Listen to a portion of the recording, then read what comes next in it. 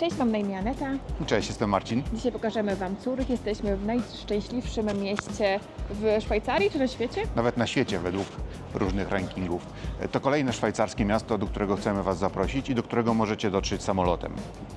Pokażemy Wam 5 miejsc turystycznych oraz 5 miejsc, które są polecane przez lokalsów.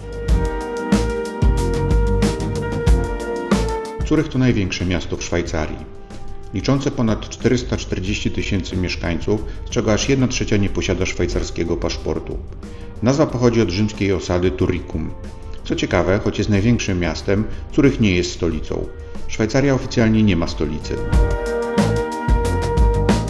Lotnisko w Curychu znajduje się zaledwie kilkanaście minut jazdy pociągiem od centrum miasta i rocznie obsługuje około 20 milionów pasażerów. Dojazd do centrum jest szybki i wygodny, pociągi kursują regularnie, a sama podróż zajmuje 10 minut. W Szwajcarii zarówno w automatach biletowych, jak i w większości sklepów bez problemu zapłacicie kartą, choć gotówka wciąż jest dosyć popularna. Ciekawostką jest, że Szwajcaria to jedyny kraj na świecie, którego banknoty są zaprojektowane pionowo. Curych zdecydowanie nadaje się do zwiedzania na piechotę, ale transport miejski jest bardzo dobrze zorganizowany. Bilety jednorazowe i okresowe, np. na 24 godziny, można kupić w automacie albo w aplikacji. Bilet dobowy kosztuje tyle co 2 pojedyncze.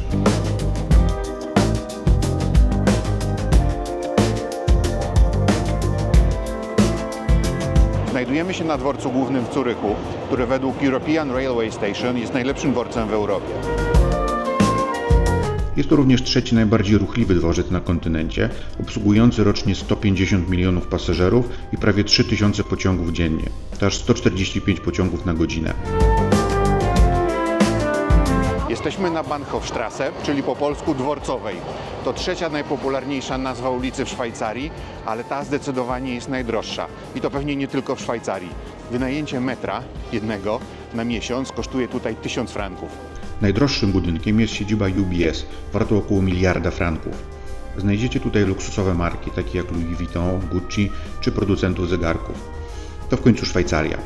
Ulica powstała w 1864 roku po rozebraniu murów miejskich, a jej pierwotna nazwa to Frischengraben, czyli Żabi Dół. Bahnhofstrasse ma niecałe 1,5 kilometra i kończy się na Bürkliplatz, skąd rozpościera się piękny widok na jezioro Curychskie, popularne latem na sporty wodne i plażowanie. W pobliżu znajduje się również słynny budynek opery, wybudowany w 1891 roku, pierwszy w Europie z oświetleniem elektrycznym. To tutaj zobaczycie nie tylko najdroższe auta, ale też najdroższe tablice rejestracyjne. Rekordowa tablica jeździ na białym Lambo i kosztowała 300 000 franków, czyli prawie 1,5 miliona złotych. Dla osób, które uwielbiają stare miasta i klimatyczne uliczki, curyski Altstadt będzie idealną destynacją. To historyczne centrum Curychu, pełne wąskich uliczek, zabytkowych budynków i malowniczych placów, które oferują wgląd w bogatą przeszłość miasta. Znajdują się tu ważne kościoły, takie jak Grossmünster, Fraumünster i Kościół Świętego Piotra. Warto wiedzieć, że zegar na wieży Świętego Piotra to największy zegar kościelny w Europie o średnicy prawie 9 metrów. Stare miasto pełne jest przytulnych kawiarni i restauracji, idealnych na spacer i odkrywanie zakamarków. Z mostów osiąga się piękny widok na jezioro Curychskie i Alpy. Curych ma wiele do zaoferowania miłośnikom muzeów, a 2 z nich są szczególnie warte uwagi. Pierwsze to Szwajcarskie Muzeum Narodowe, najczęściej odwiedzane muzeum w kraju. Znajduje się tuż obok głównego dworca w zamkowym budynku z końca XIX wieku z nowoczesną dobudówką z 2016 roku. Muzeum prezentuje historię Szwajcarii od czasów prehistorycznych po współczesność, a zwiedzający mogą podziwiać 6 stałych wystaw oraz liczne czasowe. Drugie to Kunsthaus Zürich, najważniejsze muzeum sztuki w mieście z jedną z najcenniejszych kolekcji w Szwajcarii. Znajdziecie tu dzieła od średniowiecza po współczesność, w tym imponującą kolekcję prac Alberto Giacomettiego. W 2021 roku muzeum powiększyło się o nowoczesne skrzydło zaprojektowane przez Davida Chipperfielda. Wybór restauracji to bardzo indywidualna sprawa, a w turystycznych miejscach łatwo trafić na typowe drogie pułapki. Curych oferuje mnóstwo restauracji z kuchniami z całego świata, ale jeśli macie ochotę na coś lokalnego, koniecznie odwiedźcie to miejsce. Restauracja Zeughaus Keller mieści się w zabytkowym budynku z XV wieku, który kiedyś służył jako arsenał. W środku znajdziecie historyczne dekoracje. W menu królują klasyki kuchni szwajcarskiej. Porcje są duże, a piwo lokalne. Miejsce jest bardzo popularne, więc koniecznie zarezerwujcie stolik, bo bywa tłoczno, szczególnie w godzinach szczytu. W drugiej części filmu pokażemy Wam jeszcze kilka innych, mniej turystycznych miejsc. Naszą turystyczną piątkę kończymy na szczycie Uetlibergu, czyli góry, z której roztacza się piękny widok na cały Zurych, ale musicie nam zaufać na słowo, bo wybraliśmy nie najlepszy dzień na pokazanie Wam akurat tej atrakcji.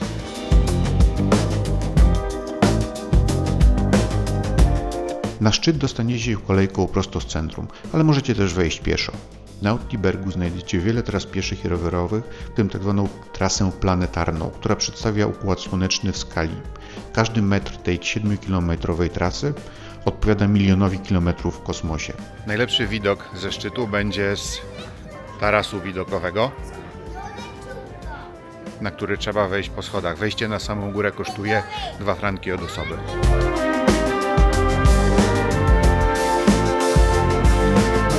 Zanim przejdziemy do miejsc polecanych przez mieszkańców, dajcie znać w komentarzach, co według Was jest najbardziej charakterystycznym punktem Zurychu. Teraz czas na kilka mniej turystycznych i mniej oczywistych rekomendacji. Ogród chiński w Zurychu to oaza spokoju, kontrastująca z tętniącym życiem miastem. Został podarowany Zurychowi przez chińskie miasto Kunming jako wyraz wdzięczności za pomoc w budowie infrastruktury wodnej. Znajdziecie tu tradycyjne pawilony, galerie i pałac wodny. Motywem przewodnim ogrodu są trzej przyjaciele zimy: sosna, bambus i kwiat śliwy, symbolizujące wytrwałość i siłę.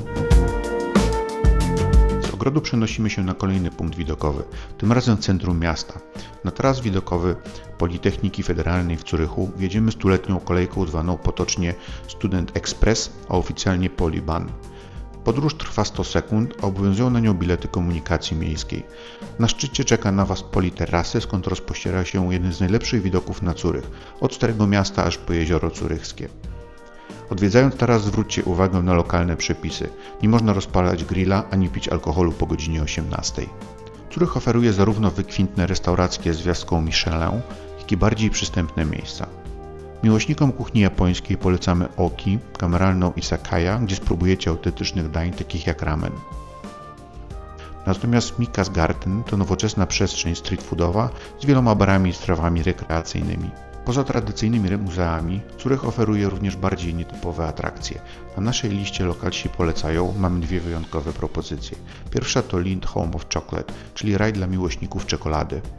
Możecie tu wziąć udział w interaktywnej wycieczce, zobaczyć ogromną 9-metrową fontannę czekolady i spróbować swoich sił w kursach czekoladowych prowadzonych przez mistrzów Lindt.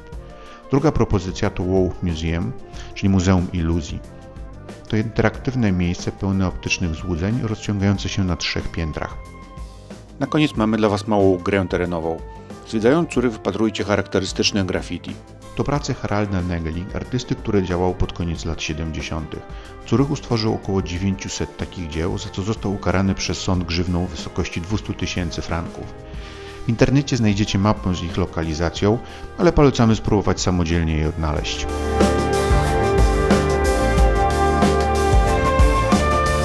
To tyle z naszych propozycji na dzisiaj.